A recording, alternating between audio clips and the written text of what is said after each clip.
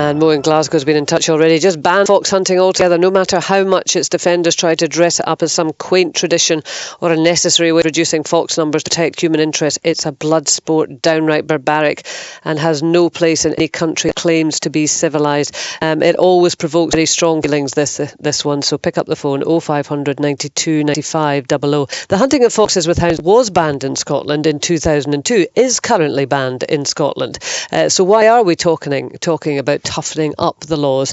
Well, the law allows an unlimited number of dogs to be used to flush out the fox, allowing it to then be shot humanely. So the plan is that the dogs do not kill the fox, they flush it out, but there are then hunters with guns who will shoot the fox at that point.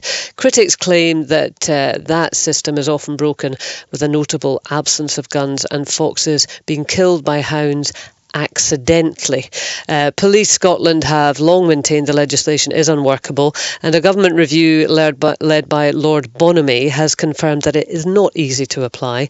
His review also concluded that there is a basis to suspect that illegal fox hunting is going on in Scotland, and he is recommending random monitoring of the 11 hunts that are currently in existence. If you have got experience of what is or isn't going on out there in the countryside, please do get in touch. 0500 92 95 00 is the number to call. Do we need to control fox hunting more tightly? Do we perhaps need a completely different method of managing the fox population? You can text us on 80295, email k@bbc.co.uk. Stewart's on Facebook. He says, don't really mind anyone hunting foxes, but to keep people happy, it might be best to destroy them as quickly as possible. Keep your thoughts coming in by text, but pick up the phone, 0500 92 95 00. I can see we've got Kevin in Aberdeen and Bernadette, who's also in Aberdeen. We'll come to you in just a second, but let me first speak to Robbie Marsland, who's director of the League Against Cruel Sport Scotland. Good morning to you, Robbie. Good morning, Kay. How are you? I'm well, thank you. I'm well. And we've got a little bit of an echo on the line here. You don't have a radio on at all, do you? I don't. All right. Okay. Well, we'll work with this, and hopefully it'll sort itself out. You believe that there is illegal hunting going on, Robbie? Yeah. Yes. The League Scotland. We filmed the hunts over the last 2 years, and they say they're doing this thing called flushing to guns, which is a way of shooting foxes. But when we filmed half the hunts in Scotland over those 2 years, with the first year we didn't see a single gun. The second year we saw a couple. And we showed the video to MSPs, we showed it to the media, and that's what led to Lord Bonomy's review of the situation. And we're very pleased to see that he agrees with us that law breaking is going on, that they do seem to be riding a coach and horses through the legislation, and he's calling for a variety of things, including those monitors you talked about, but more importantly, he's calling for a change in the law, amendments to the law, which will mean that they won't be able to use flushing to guns as a decoy, as he describes it, and that we will see an end to fox hunting in Scotland. And the ball is now firmly in the Scottish Government's court. And we look forward to talking to them about that. Okay, well, we will get into the options that people would suggest in favour, Robbie, but could you just tell us a little bit more about what you did witness in your observations of hunts over the last couple of years? Well, I have to say, I've been involved in the fox hunting sort of area for a long time, but both before the ban and after. And the films that we brought in, what I saw was exactly the same kind of behaviour that happened before the ban. Mounted riders, packs of hounds, full packs of hounds, careening across the countryside, searching for animals, and then on occasion we saw them chasing foxes, and on a couple of occasions it was so blatant we took those cases to the police. On one of them, the case fell because of identity, and it's revealing again from Lord Bonomy's report that it seems that one of the reasons that it failed an identity was because members of the hunt apparently refused to talk to the police and to say who was in charge on the day. And other cases in Jedburgh Sheriff's Court right now. So we definitely seen illegal activity, but mainly we saw suspicious activity where they say they were flushing to guns, but no guns in sight. And in indeed, during the course of the review, Lord Bonomy and members of the Coutryside Alliance and the Foxhounds Association and myself went out to look at a hunt. And on that day, we saw hunts putting large packs of hounds into cover with no guns in sight at all, and we were assured that they were over the hill. Sure, on one occasion, out of sight, a gun went off and we were told that a fox had been killed. But for the most part, even when they showed Lord Bonomy what they said was flushing to guns, there wasn't a gun in sight. Okay. Well, we do have Jamie Stewart, Director of Scotland, the Coutryside Alliance, with us. It's certainly the case that there haven't been any successful prosecutions since 2002. Jamie Stewart, good morning to you. Good morning, Kay. Good morning. I mean, Robbie's saying more or less, despite this introduction of legislation in 2002, as far as they're concerned, things are kind of carrying on as they were before. Well, I'm delighted you framed it perfectly this morning by saying this wasn't a review of fox hunting laws in Scotland, because it's not. It's a review of the Protection of Wild Mammals Act and the welfare offered to the pest animal at the time of death. So not only foxes, but I have to accept there's a healthy public interest in foxes, and hence your debate this morning. Bonomy says many things. I have to take issue with what Robbie said about using flushing to guns as a decoy. That's not what he said. He says that there's a view. Some people have a view. He didn't have that view. He also goes on to say that whatever the outcome of the review, wild mammals will continue to be killed for pest control or other reasons, and that sentiment shouldn't play any part in this evaluation. Yeah, but Jamie, it should be based on evidence, Kay. Yeah, but he also clearly says that suspicion of illegal activity is not adequate with a legal breach of the law. Okay, but Jamie, let's talk about what's happening on the ground, because what Robbie is contending is that people are flouting the law, that there is illegal hunting going on, that the practice is carrying on more or less as it was before, and he is seeing no great evidence of this, flushing out the fox by hounds and then the guns step in. Absolutely not. Absolutely not. You will see, he makes reference to the fact Lord Bonomy came out with his team to review the process. We were fully engaged in the review, and Robbie's alluded to it. We had two quite long sessions with Lord Bonomy, and then facilitated an on-site visit for he and his team. Nothing was hidden. No one knew he was coming except the immediate staff who had to be aware of it. He was able to stop people and ask what their roles were. He even stopped one quad driving by and asked the guy to show him his gun, and he did so.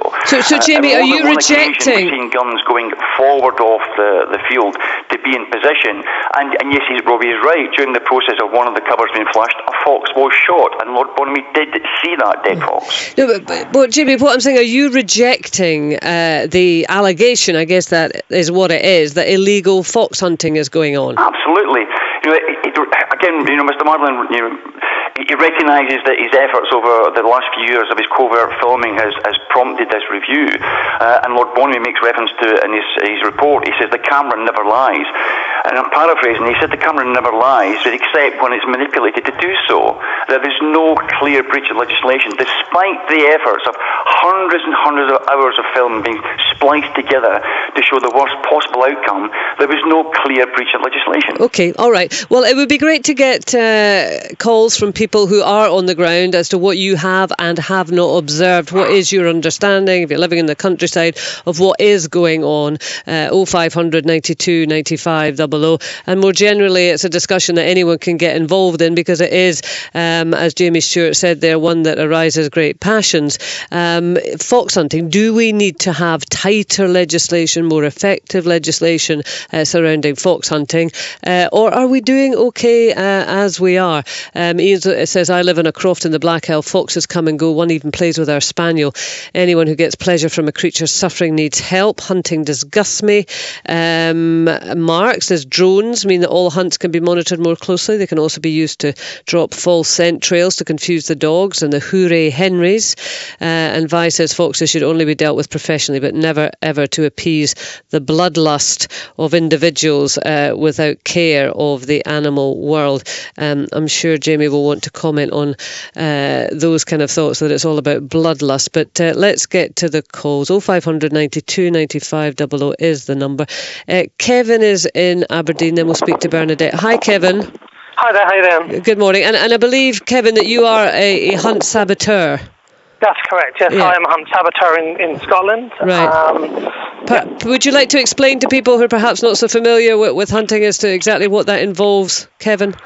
Okay, so hunt saboteurs take non-violent direct action. So we go in the fields, we're non-violent, we're non-aggressive, and we're doing a job what Police Scotland should be doing, intervening when there's illegal hunting going on. We've observed and documented illegal hunting across Scotland, across numerous hunts, many times, and had to intervene to prevent them breaking the law, because it still goes on, despite Jamie's reading from his script. You know, if he actually saw what we saw all the time, you know, people have seen our videos and they are aware that illegal hunting does go on. Okay, well, Kevin, it's just a token. Kevin, Jamie's here. You tell him what you've seen and see if you can convince him then. He won't be convinced because he's reading from his script. But Jamie, I've seen hunts numerous times and recorded and documented hunts acting illegally, flushing over hills through woodlands when there's no guns in place, and not in fact that guns are actually standing well away, fields away, and we can see where the guns are. They're not even in position, and yet the hunts continue to flush and chase foxes in open countryside, and that is flouting the law clearly and openly. Well, Kevin, just if you allow me to respond to that, you know, very clearly Lord Bonomy recognises the close working relationship with the registered mounted packs in Scotland and Police Scotland. There's a protocol that was drawn up after 2002 with the inference and assistance by Police Scotland. That's been strengthened considerably since then, it's revisited almost annually, and there is direct dialogue. Most of the Scottish mounted packs will have an instant number where they call in advance of the practice, and they'll close that instant when they cease the operation. But Jamie, the thing is, right, I'm on the ground seeing these police officers, they have no idea about the law of fox hunting. If there's any incident of a wildlife crime going on at that time, your duty is not to intervene because you are disrupting illegal activity. Okay, Jamie, your responsibility is to call Police Scotland, who will come and investigate. Okay, Jamie, let Kevin respond to this. We have, on numerous occasions, reported, as advised by the police, to call through. They even told us to call 999 to call and report illegal hunting, which we observed without the hunts even knowing we were there. And the police have no interest at all because the law's unworkable. And also you'll find on occasions that the police have no idea about the law. They have no idea what they're looking for. And they always come out there and target saboteurs. The wildlife crime officers in some of the hunts, you know, they go around the hunts, enjoy their cup of teas, go to the master's house. They have no interest in looking at illegal hunting. We've had a case where a hunt was breaking the law right behind an officer's back, and we told him that he needs to turn around and intervene because they're breaking the law. They were clearly breaking the law, and he said no, he wasn't going to. Kevin, Police Scotland do it. Then, Kevin, you could probably do one criminal activity at a time, and you were actually acting illegally by disrupting illegal activity. How? Do you know the case? No, you don't know the case. You're talking rubbish again. Right, listen, we need to calm down here. We need to calm down. Kevin, can you describe for me, you said that there was a breach of the law taking place. Yep. Describe to me what that breach of the law was. So there was no guns in place in a woodland, and they weren't flushing to guns, and we'd called the police. So the police had received our call first because the hunt didn't even know we were there, that we were monitoring the activity to see if they were going to break the law. All right, okay, well listen, Kevin. Refused to deal with the crime. Okay, well listen, we don't have a Police Scotland somebody on the line for you. A Police Scotland spokesperson here at the minute. We would welcome them to call in if they would like to get involved in the discussion or give us a statement. But Kevin, I'm more interested in the incident that you describe. I mean, and you have described on several occasions that you say that still that hunts are going on. The foxes are being pursued by the hounds. The guns are staying well back, and there is no real intent to carry through the letter of the law, i.e. to flush out the fox, to run into guns. That's what you're alleging. The guns but hang on, token. Jamie, do you accept or reject that contention that actually there is no real intention here to abide by the law? They're getting round it. It's something that is provable. But do you reject it or accept it? Absolutely, out of hand. You absolutely reject it. A firearm certificate is hard gotten and easily lost. You are deemed to be a responsible individual if you are issued a firearm certificate in Scotland or a shotgun certificate.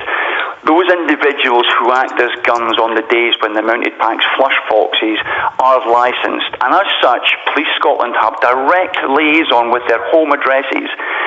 Do you think for a minute they're going to put their liberty, their livelihood and their ability to own a firearm on the line by saying, I was there and I was pretending to be there? They're there for a purpose. They're there to shoot the fox.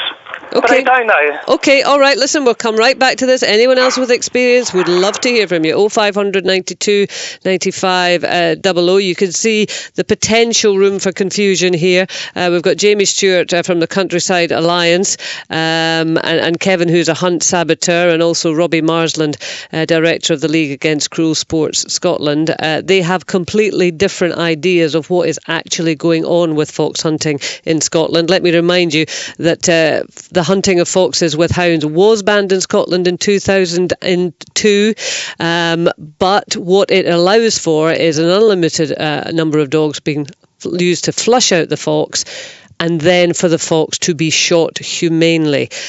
Jamie Stewart says that broadly, hunts are abiding by that. Robbie and Kevin say no, they are flouting the law. Let me know your thoughts on it. Do we need to take further action in terms of the way that we regulate fox hunting? 0500 92 95 00 80295 is the text. We'll speak to Bernadette after this.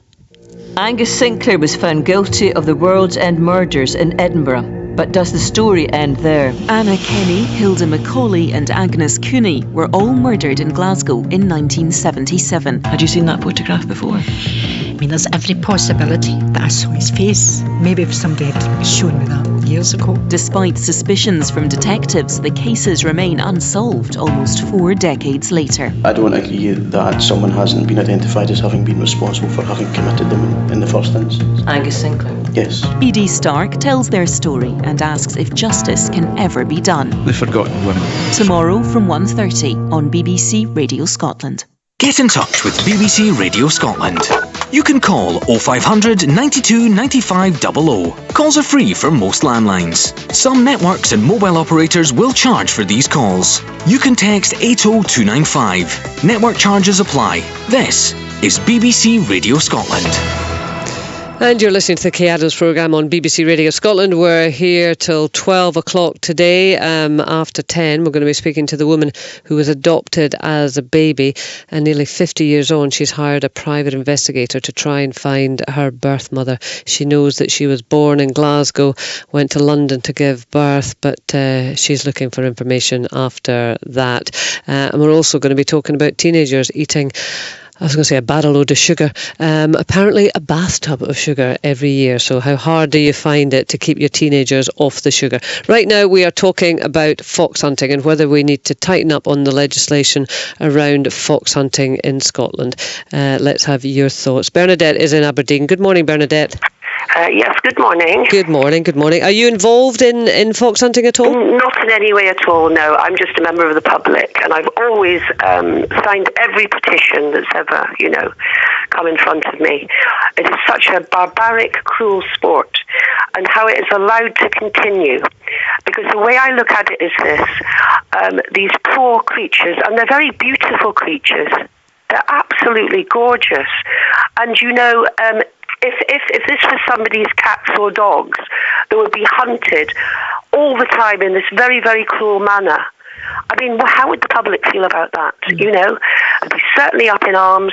Everybody would be out there, but because these secretive little creatures hiding away in the woods and then flushed out it's a sport like something from the Roman times, and it definitely has to be outlawed, and outlawed as soon as possible. It has to be stopped altogether, in my opinion. Do you concede that there is a need in the countryside to control the fox population, Bernadette? Well, yes, I dare say there is, but I mean, I read a book once, many years ago, when my children were small, and this has always stuck in my mind. This is a man that has studied foxes all his life, for 35 and more years. And he has said it is just odd rogue foxes that will do a lot of damage to chickens, such like the pheasants and the young birds for game. this has been proven, and in the man's book, he mentioned that rogue foxes he studied and made an account of those, and and they actually generally are very lovable, very a lovely little society they live in, if you like. And it is so terrible that these creatures have to suffer in the manner they do, with human beings that are supposed to know better. Yeah, well, I mean, Bernadette, you said that you're not involved in fox hunting, and there'll be a lot of people listening today who are not involved in fox hunting. Yes. So can I just bring in Jamie Stewart again, and I'm sure you'll be interested in this too, Bernadette. Okay. Jamie, just to explain to people who perhaps don't live in the countryside, don't really have any contact with this kind of activity, what is the need for any kind of hunt around foxes, out on horses, dogs flushing them out, whether they're running into guns or whatever, the pursuit of foxes? Why do we need that system? Good morning, Bernadette, and I apologise if anything is going to upset or offend you. You are entitled to your opinion. If I could show you the same scenario in terms of lambs, particularly lambs, very young, you're literally just born, being torn apart by foxes, I'm sure your opinion would change somewhat. Most recently, the Scottish Government launched published its breeding bird index. It highlighted that several of our wading birds, our ground nesting birds, are in decline, and that's subject to fox predation. Even one of our rarest birds of prey, a ground nesting bird of prey, and a hen harrier, is predated regularly by foxes. There is a requirement to control pests that have no natural controller. For the wrong reasons, we removed the wolf and other large carnivores. No one else can control foxes in the countryside. The necessity is incumbent on us to do that. No, I don't agree with the word pest. I really don't. It's not my classification. It's classed in law as a pest. And you haven't written a book and studied foxes for 35 years. I am a biologist. I'm a wildlife biologist now. I have graduated university and I've studied in 3 continents, so I have a valid opinion. Well, and I have my opinion also. Absolutely, and I respect it. Yeah, but Jamie, just in terms of the manner of the control of the fox population, a few people have said this morning, and it's coming through in the text, and they use this word bloodlust. And when we talk about fox hunting, that word is often attached to fox hunting, isn't it? The whole scenario of a pack of people going out on mounts, pursuing this small animal, using the hounds to do so. Would there not be an efficient and less visceral way to control this population? I don't recognise the scenario you paint. It's a Victorian picture that someone keeps regurgitating annually to sell to the general public. Lord Bonomy got full access to an operation in Scotland. It's not hunting. It's flushing foxes to guns to be shot. He did see there is an element of mounted participation. He does recognise that horses play no role in this whatsoever. It's a mode of transport. Okay, all right, we'll continue this conversation. We just need to break for the travel into the urban world, unfortunately. But 0500 92 95 00, your thoughts on fox hunting and how we should regulate fox hunting. You can text us on 80295. Any mounted traffic, Zoe, or is it all 4 wheels? Well, there are problems in Dundee, I should tell you, Kay. The A90 Kingsway, there's a lane closed because of a broken down tanker eastbound. This is at the A9724 road, causing particularly heavy congestion here. Traffic getting by in one lane. In South Lanarkshire, still stop-start traffic on the M74 northbound. This is for 7 miles at junction 5 for the A725 Wraith interchange. On the M90, there's been a fuel spillage southbound between junctions 8 and 7, so that's junction 7 at Hilton. The delays on the M6 around junction 45 continue if you're heading that way. Now in Edinburgh, queuing traffic for 5 miles on the A720 Edinburgh City bypass. This is westbound between Dreghorn Junction, or around Dreghorn Junction, I should say. Poor weather is adding to the congestion here. And still problems on the A92 Tay Road Bridge. Strong winds in the area, speed restrictions of 30 miles per hour, and the bridge is closed to double-decker buses. 08000 92 95 88 is our number. That's BBC Radio Scotland Travel. Thank you very much, Zoe. Still to come on the Kay Adams programme, I'll be speaking to the mum who has hired hired a private investigator to find her own mother. She hasn't seen her since she was adopted as a baby. And also, how hard do you find it to keep your teenagers off sugar? I'd love to get your experiences of that.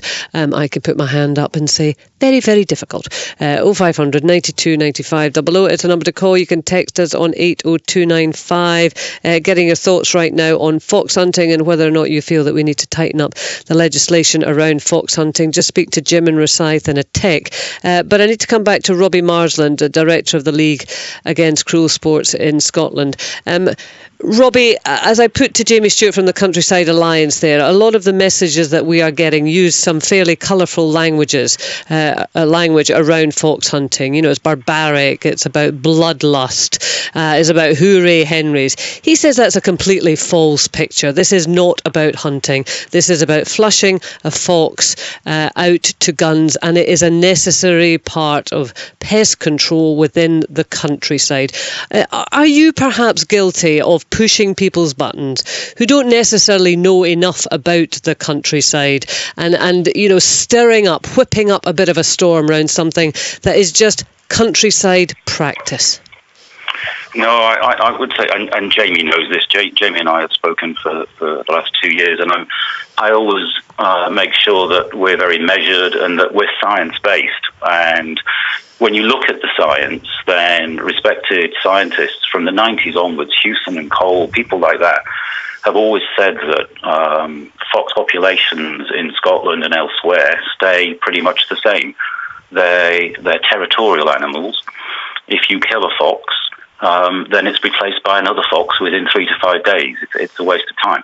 And the idea that fox hunting is about pest control is incidental in the way that Lord Bonomy describes it. He says that the actual pest control side of the events that he saw and he's learnt about are incidental to the event.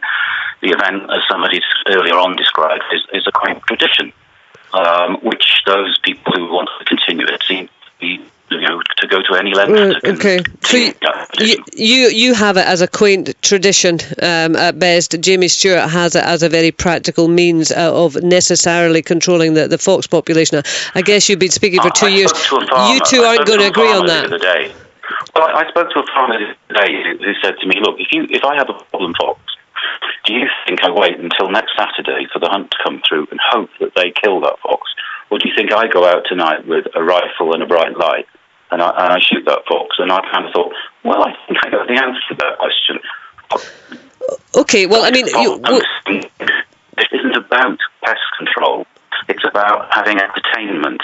And the League Against Cruel Sports, as the name is against killing animals for fun. Right. And that's what we think is happening. Well, I mean, as I say, I don't think you and Jamie are going to agree on this, and I'm interested to see where our callers come in, whether they see it as legitimate pest control or, as you would characterise it, Robbie, a form of entertainment. But just before we go to the calls, and loads of them coming in now, Robbie, what would you want changed in terms of the current regulation of fox hunting?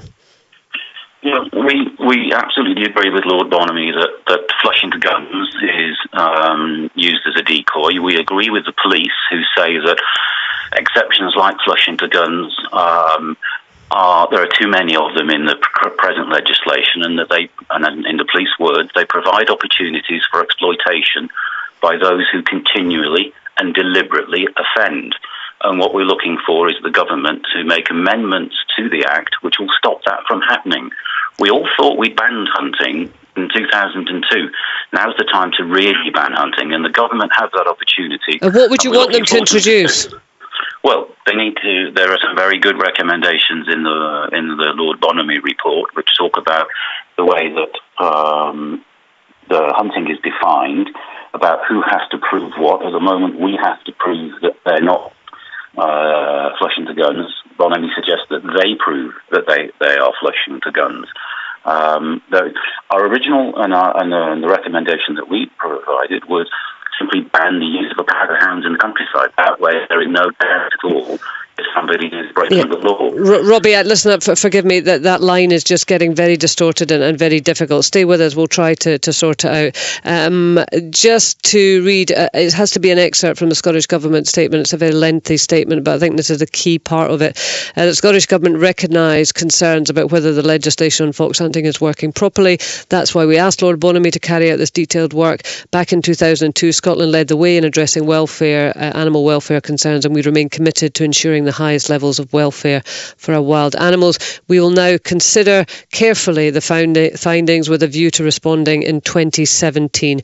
Any ensuing proposals for legislative change will be subject to the proper consultation processes. So that's where the Scottish Government is at this time. Let's get back to the calls. Jim's in Rosyth, Ian's in Forres and Murray. Hi, Jim. Hi there. How are you? I'm well, thanks. I'm well. Are you part of the fox hunting community, Jim? No, not at all. Not at all. What I wanted to say was that I completely abhor fox hunting and the idea of any animal cruelty. Yet, a few months ago, a rat managed to get into our kitchen and was starting to destroy our foodstuffs. It was eating into plastic tubs, etc. And my instinct was just, I want to kill this thing. I want to get that out of my house. But it was attacking my property. Yep. And I behaved completely differently from what I thought I would and what my ideals were. And I think when it's a case of attacking your own property, it can make a huge difference to the way you react to it. Right. So would that give you a greater understanding of the position of, say, Jamie Stewart from the Coutryside Alliance? It gives me a massive dilemma. I suppose it gives me some sort of more understanding. I'm still coming down on the side of abhorring any animal cruelty, but I, for one, behaved completely differently when it was my home that was under attack. I mean, from what you have heard this morning of the way that fox hunting, or pest control, as Jamie would have it, is conducted, does it strike you as cruel? From what he is saying, no. It's how much you believe of what he's saying, because there is an awful lot of probably anecdotal evidence to suggest otherwise. And I probably, for one, don't know enough to come down on one side or the other. Yeah, well, absolutely. We are getting two very different perceptions here from Robbie Marsland from the League Against Cruel Sport Scotland and Jamie from the Coutryside Alliance. And it is difficult, if you're not involved in that world, to decide which one bears a closer resemblance to reality. Jim, we've got Ian in Forres, and all I can see is Ian is a country loon. Good morning to you, country loon. Good morning, Miss Adams. How are you? I'm well, thank you. So you'll be a bit more well educated in this than either Jim or myself. I'll put this in context if it's okay. Initially, my first point is I'm not in favour of fox hunting per se, but the fox hunting ban is, in my opinion, and many like-minded people, is the way in that these, and I'm sorry I'm going to use this phrase, it may offend some of these people, these city do-gooders, and once they've got this totally banned and to suit themselves, they will move on to rough shooting, game shooting, wildfowling, and eventually fishing / angling. They're professional against everything that they don't approve of. I've got a case in point in my own area here. There is I can't remember what their title is, Friends of Findhorn Bay have got themselves against the wildfowlers. Wildfowling has been happening for an excess of 100 years. It's a recognised way of feeding your family, a duck or a goose, and it's perfectly legal. This is the whole point of everything. What the fox hunters are doing and any other shooters is legal. Right. So in terms of the objections that are being raised this morning to fox hunting, you feel it's kind of the thin end of the wedge? Well, at the end of the day, I don't know if I believe a lot of what I'm hearing from the aunties. I made my point at the beginning. They are predominantly city dwellers, predominantly professional protesters. Right. Well, Ian, stay there, because I think Kevin's still with us, who is a hunt saboteur. Oh no, he's just dropped off. Stay there, Ian. We'll try and get Kevin back and just ask him a little bit about that. But we've got Bill in Glasgow. Hi, Bill. Good morning. Good morning. How are you? I'm very well, thanks. Good. What are your thoughts on this? I think that those who favour fox hunting and say that it is necessary and that shooting is somehow humane, well, they themselves should be flushed out with bloodhounds and face a firing squad, because let's face it, the ultimate vermin is mankind. Well, I mean, it's a heck of an analogy you're drawing there, Bill. Well, they call it a sport. I think if it was a sport, then all the participants, including the fox, would agree to participate, and they would have an equal chance of killing one another. Well, but the thing is, Jamie Stewart isn't describing it as a sport. He's describing it as pest control. Not many people do describe it as they call it countryside sports. And yes, I'm one of those city dwellers who complains about things I don't agree with, and I reserve the right to do so. Well, Ian, what do you think of that then? Of course, the gentleman's entitled to his opinion, but until he's lived it, he it's a very difficult thing to say. I mean, at the end of the day, we can all walk into a supermarket and get our packet of whatever, but these people that are going out to shoot a duck or a pigeon, they can miss. The bit of beef that goes through the slaughterhouse to end up in the supermarket has no chance, has it? No, that's right. That's why I'm vegetarian. I've been vegetarian for 40 years. And that's fair comment. My point is still my point, though, sir. Is it professional protesters, in your view, Ian? Well, we've got Kevin in Aberdeen back. He's a hunt saboteur. Kevin, Ian suspects this is the thin end of the wedge, and you're out there, you're making a point, and then you will move on to the next area and the next area and the next area. What you mean is we'll start with fox hunting and move on from there? Yeah. Well, let's deal with fox hunting first, but why should they be allowed to go around the countryside and kill wild animals, which doesn't belong to anyone? And then after shooting, there's fish. After hunting, there's fishing and shooting.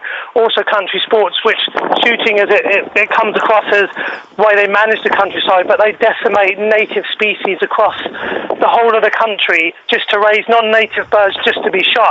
How's that countryside management? So, yeah, people need to look further than just fox hunting. It's not just fox hunting which needs to be looked at. Shooting is something that needs to be addressed as well, because it makes money, and that's the only reason that it's allowed to continue.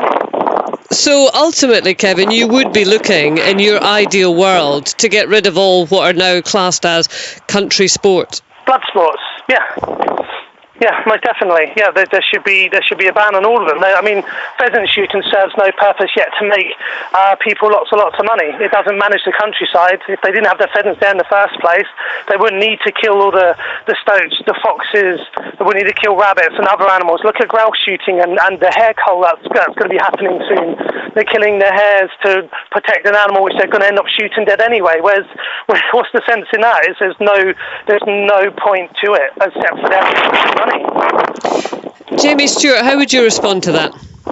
Kevin's answered the question from Country Loon. He will continue to object to everything he objects to currently and do so vociferously. But let me get back to the point in terms of where we're discussing this morning.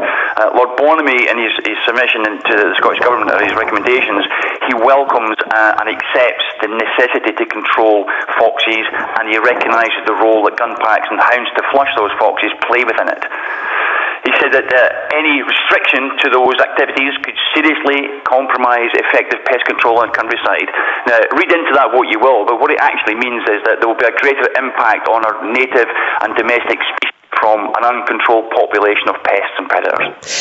Not if you manage them properly. I'm a wildlife professional. I work with foxes on a weekly basis, helping people create non-lethal solutions to fox problems. So there is always an alternative, but the countryside issues, the Countryside Alliance always want to stick to the old school way of doing things, which is kill everything and then think later. You give so many different examples about how they tear apart lambs. Well, we've been in the fields, we've been up there seeing dead lambs left in the fields, where farmers are just not doing what they should be doing. Yes, foxes may take lambs which are ill or dead already, but I've asked many times, send me a video of a fox taking a healthy lamb. If there's a lamb which isn't healthy or not being looked after, why isn't the farmer doing something about it instead of letting it to die in the fields? Kevin, can I ask you a question? Go ahead, yeah. You would accept video footage to prove something? Yeah, send me that video footage, because no one's ever managed to do that yet. Will you then accept that the League Against Cruel Sports video footage proves nothing?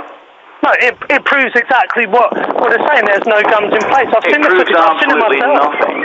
That's what you would say, because you only go on conviction because you know the law is in your favour. But if you look at, we've seen this numerous times, illegal hunting, and because the police don't know how to deal with it, the police who you say are assigned to the hunts and work with them, none of them really understand how the law works. None of them know how to enforce Kevin, the law. on that point, and I'm going to interrupt just a bit, because unfortunately, although this is a fascinating discussion between the two of you, the background noise is really kind of overwhelming, and you're certainly a countryside person, Kevin, because we can hear all the sounds of the countryside behind you there.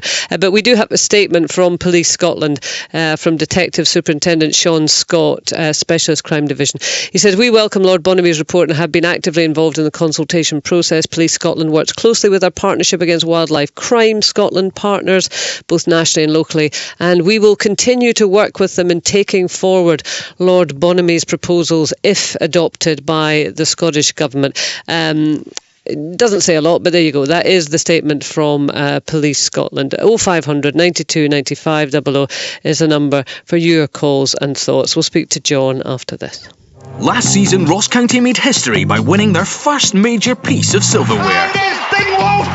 These games are all about winning. Nobody ever remembers, the losers. After months of fixtures, the Scottish League Cup final returns, and this time Aberdeen and Celtic have it all to play for. Hopefully we can go in and win it now. They deserve to get to the final. Listen to Sports Sound on Sunday afternoon for build-up, followed by match commentary from 3, and then reaction. But who will lift the trophy? The Dons fan dream has become reality. Scotland shows the trophy to the Celtic fans. The Scottish League Cup final, Aberdeen versus Celtic. And the players all bounce up and down. Sports Sound on BBC Radio Scotland. Right, lots of strong thoughts on the text about foxes. Jimmy Pease in Ayrshire says, "I live in the countryside and that Jamie guy should stop the arrogant attitude and stop supporting this disgraceful treatment of the fox." That's Jamie Stewart from the Countryside Alliance. "I wish the Scottish Government would send a pack of hounds to Newlands Park in Glasgow," says this text, "and annihilate every fox in sight. Foxes dig up our flower beds, dig up bulbs, urinate on our grass, killing it and forming black patches. They walk up and down our roads at night screaming and causing a disturbance. Shoot the lot of them."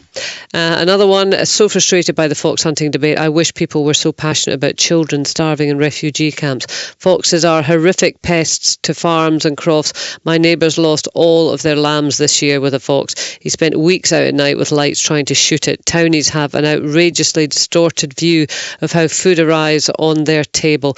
Well, texter, don't be frustrated by the fox hunting debate. Pick up the phone and give us a call. 0500 92 95 00. John's in Grangemouth. Hi there, John. Hi, how you doing? I'm well, thanks. Any foxes in Grangemouth? I'm sure there's plenty, yeah. It's a very heated debate you've got going on just now. Certainly. It was just an observation I'd made. It was one of your earlier callers, actually, in relation to being out at a hunt, and there was a local police officer kind of turned her back, and they were quite interested in coming for a cup of tea and all the formalities of it, but not interested in enforcement. And I don't know if that's particularly an issue that's come out in this report in terms of issues with the law and it being too subjective or not enforceable. But the comment I wanted to make was in relation to local community police officers. If you imagine in a rural area, you've maybe only got 1 or 2 police officers covering a massive area in terms of square miles, and they almost like to live in that area, and I'd imagine they know what side their bread's buttered on in terms of the fact that they've got to live and work there. So I can see it from the point of view of all sides, but also from if there is an issue with the law being too subjective and it not being enforceable, local community police officers at the end of the day do have to live and work there, and I can see that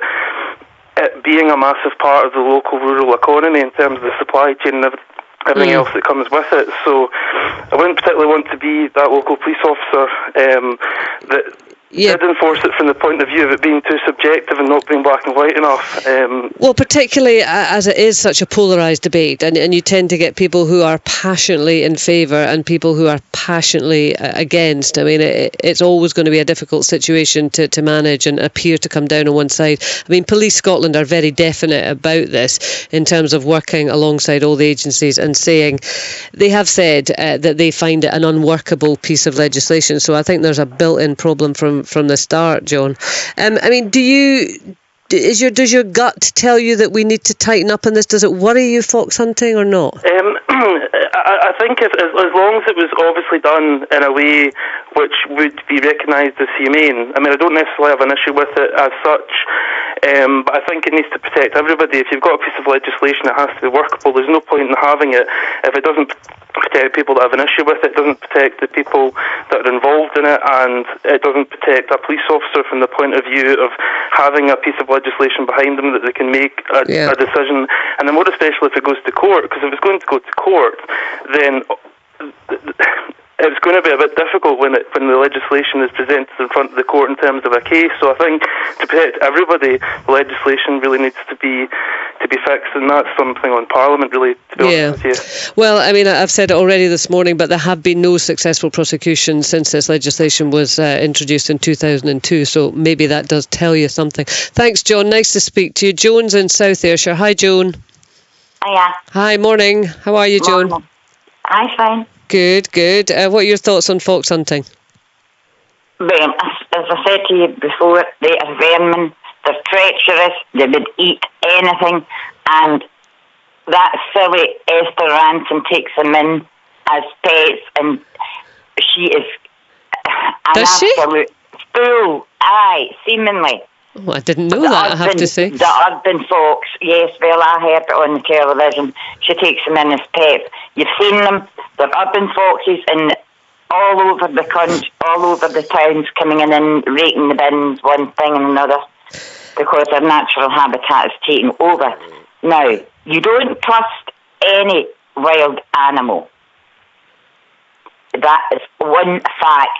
Right. And you've heard them taking babies out of prams down and out of their cots down in England. Yeah. They are wild animals, and they've got to be called. They would eat anything. Right. Do you live in the town or the country, Joan?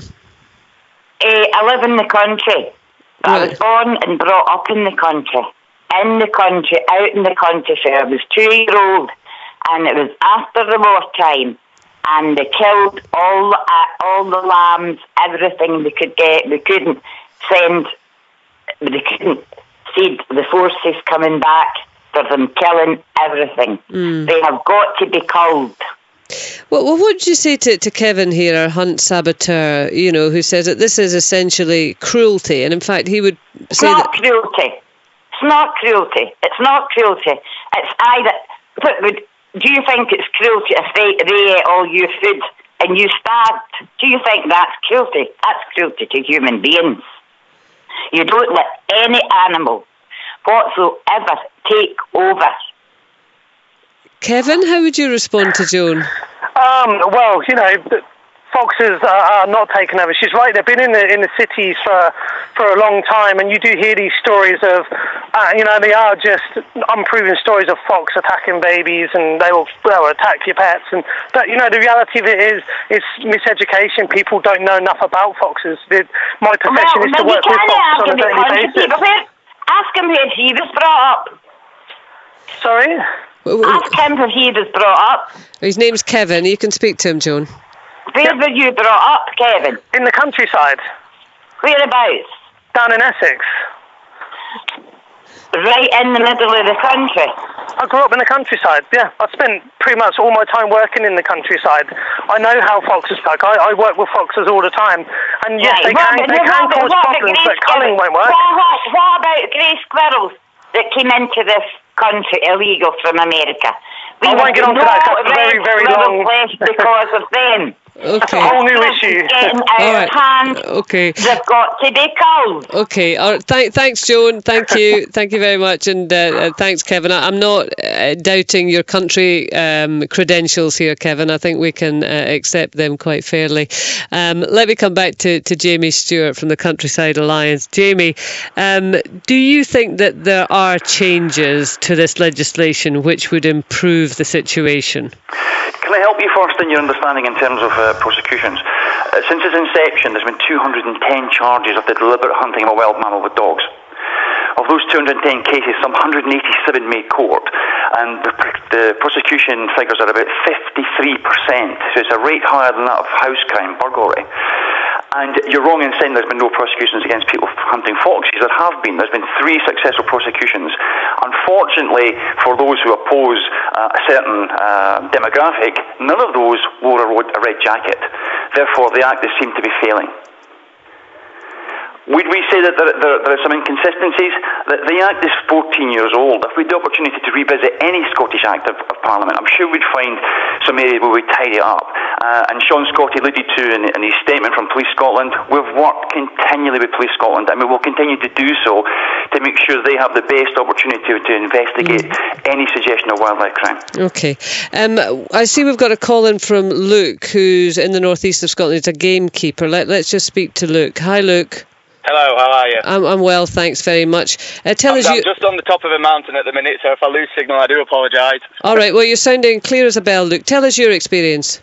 I generally tend to go to about a dozen days every year where we use foxes to flush foxes out of areas of cover. What I'd just like to say is there are really a few ways of getting foxes. Obviously, some of your callers have mentioned you can shoot them at night with a light, but once you've missed them once at night with the light, they tend to not go near it again. So that's one option out the window. You can snare them. If they manage to get out of your snare, they'll not go near a snare again. So sometimes your only last option is to use a pack of dogs to flush the fox to waiting guns. And do you see it entirely as pest control, Luke, or does it have a sporting aspect to it? There's no sporting aspect to it. When I go to fox days, there's generally about 30 to 40 other gamekeepers there, and we're simply there to do a job. And it's a very effective way to do large blocks of thick ground cover, blocks of forestry, places where you can't really lamp, even places where you can't set snares because the public will enter there. Another day you could easily go there with a pack of hounds and flush foxes to waiting guns where they will in turn be shot. So, as far as you're concerned, you're carrying this out in a legitimate fashion for a legitimate purpose. Do you think that elsewhere in the country there is illegal fox hunting going on, as would be alleged by the League of Cruel Sport? Well, I've only really been on the ones in the northeast of Scotland here, and so I couldn't possibly comment on any of the other ones, but we're only here to do a job, and we do it, and it's very effective. Okay. Luke, thank you very much indeed, and thank you also to your signal for holding out there. Ali in Perth says, why is it always the fox that makes the news? What about the grouse that are just about hand-reared and shot on what they call the glorious 12th? Ronnie's saying your guest James may be a biologist, but hen harriers do not nest on the ground, showing his ignorance of the countryside. Dave in Perth says there will always be the Animal Rights Brigade, which in some cases will consider animals suffering ahead of human suffering.